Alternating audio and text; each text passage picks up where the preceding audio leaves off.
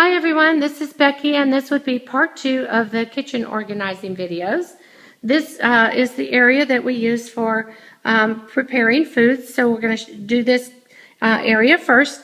This stays set up just like this on a daily basis. This is the center, and this would be where I kind of have everything going on. I leave my cutting board out. I have the canisters with all the dry goods, the flour, brown sugar, regular sugar, powdered sugar, and oats. And then I have 2 canisters of dry cereal, and that is just because my family likes dry cereal, and I did not mind leaving that out as opposed to boxes of cereal sitting on a countertop. I keep the extra cereals and other flavors in my pantry. And over here to the right, I have my cookbook so that I can see my recipes when I'm making something. And then over here, I have my most used cooking utensils for preparation, and then my can opener. And then over here is the cooktop, and this is a spice rack that I am still working on. And then a toaster, and that's just a stick of butter. Now, the way I have the drawers and cabinets set up, this one is the hot pads drawer, and I have it there for 3 reasons. One, it's close to the oven, and I can test cakes with the toothpicks and get pans and things out with the hot pads. And 2, it's right here by the stove top, so I can, use my hot pads to grab a hot pan or whatever. And 3, it's right here by my laundry room, which is this door right here. So when I have laundered something and I come to put it away, I don't have to go very far. I can just unload it all back into this drawer. I do label everything, and in my kitchen and pretty much my whole home, this is hot pads and toothpicks. And, well, I'm going to go ahead and leave that open so I can show you the next drawer and why I have these 2 located here. This is my cooking utensils drawer. So I will be standing right here to cook. I can reach my hot pads, and I can reach all the utensils for stirring and flipping and just all of that stuff right here. And this is just one of the... they're the extra large. They hold utensils. They're made for holding large utensils. It is expandable. I got this one at the Container Store. You can get them at just about any department store. I label each section. So these would be all spoon-related items. These would be all spatula-related items, wooden and metal. And then these are kind of miscellaneous utensils. I'll use them, just not that often, and they don't really, go in a themed type section. And then I have my tongs. When I expanded this to make the drawer wider, it gave me a very small section here, and my tongs fit in here perfectly. So that is what goes in there. And then coming over to here, we're not going to do this drawer because that's related to the cleanup area, and I'll show you that in the cleanup video. But I will go over here to the next 2 drawers. So this is how they look set up like this.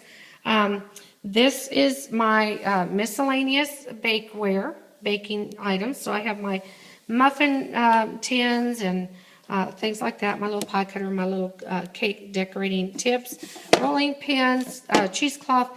And these are miscellaneous baking type items. I don't use them that often. There might be a fancy, pie cutter roller in here and things like that. Just kind of those little specialty tools that I don't use that often. Now, I can see through these. I don't know if you can in the videos. So these I don't label because I can see through them. I know what's in them. And then over here are just cutter type objects. So these are my cookie and sandwich cutters like this, and then your cookie cutters, my just cookie spatula goes in here, and then these are again themed cookie cutters. So, and I can see through them. For instance, this is my gingerbread cookie cutters. These are my Christmas cutters. Christmas trees and stockings, things like that, Easter, and so on. So I can see what's in them. I don't need those particularly labeled. So those are the drawers, and I will, I'll be right here preparing, maybe making cookies, and these are easy to reach. Coming to the above cabinets for food preparation would be right here above the cooktop and vent hood. And this is where I store all my cookie sheets and pans. And I don't keep them over my oven, if you saw that short video, because it's a couple steps away, and this is closer to my food preparation area. So if I'm making a cake, I can grab my cake pan, and it's closer than walking. It's only a few steps, but why waste those steps to come over here to, here we are, this cabinet. So I store them here, and they are sectioned into little sections. These are muffin pans, cookie sheets and cookie cooling rack, pizza pan and stove, bread pans. This, by the way, is a vent that goes to the vent hood. It's very ugly, and I did have to work with that. My bread pans fit perfectly on there, so it worked out okay, although it bothers me how ugly it is. And then my cookie pans, the round ones, the rectangular ones, they're all labeled also. I don't know if you can see it on the wood, but they're labeled. And then above my disposable pans and my specialty pans, which are bundt pans, things like that. And I don't know if I already mentioned, these racks are from the Container Store also, and you can get them at any department store.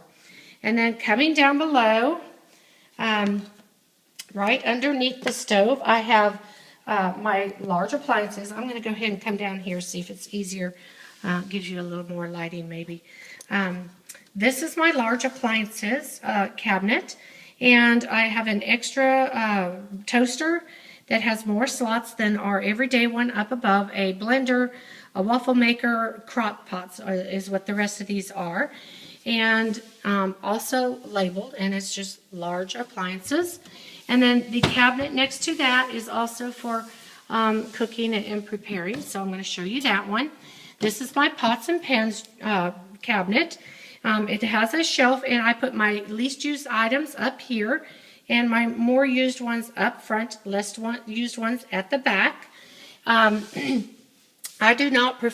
don't like nesting. I know if you're crunched for space that you may have to nest, or you can purchase these little dividers, which you can get at the Container Store and just about anywhere else. But it allows you, instead of nesting such as this, I wouldn't have to, if I needed this pan, I didn't have to unstack everything to get to this pan. I can pull it right out and put it right back in when I'm done.